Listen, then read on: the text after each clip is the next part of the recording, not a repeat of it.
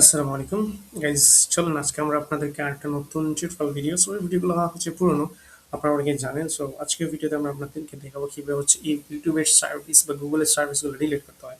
So আমরা গুগলের সার্ভিসগুলো এখানে দেখতে পাবো, এগুলো অনেকগুলো গুগলের সার্ভিস আছে, অনেক সার্ভিস। সো আমরা এখান থেকে কী করতে পারি, গুগলের সার্ভিসগুলো কীভাবে ডিলিট করবো সেটা আজকে আমরা দেখবো।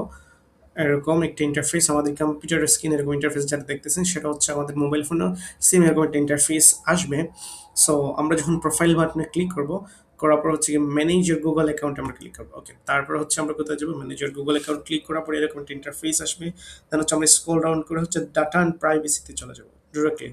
ডাটা অ্যান্ড প্রাইভেসিতে যাওয়ার পরে আমরা স্ক্রল ডাউন করে নিচে যাব। দেন হচ্ছে আমরা দেখতে পারবো এই দেখেন ডিলিট ইওর অ্যাকাউন্ট।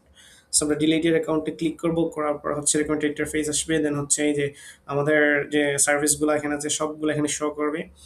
তারপরে আমরা কি করব, এখান থেকে ইয়েস বাটনে ক্লিক করব, ইয়েস বাটনে ক্লিক করব, দেন ডিলিট অ্যাকাউন্ট আমরা ক্লিক করব।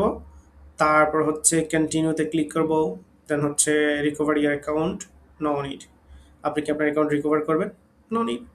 সো এখানে কি করতেন, সাইন ইন এগেইনে যদি আপনি ক্লিক করেন পুনরায় আপনি সাইন করতে পারবেন। যদি এখানে then user another account, this account was recently deleted, maybe recoverable, click next and recover your account. So আপনার অ্যাকাউন্টটা ডিলিট হয়ে গেছে।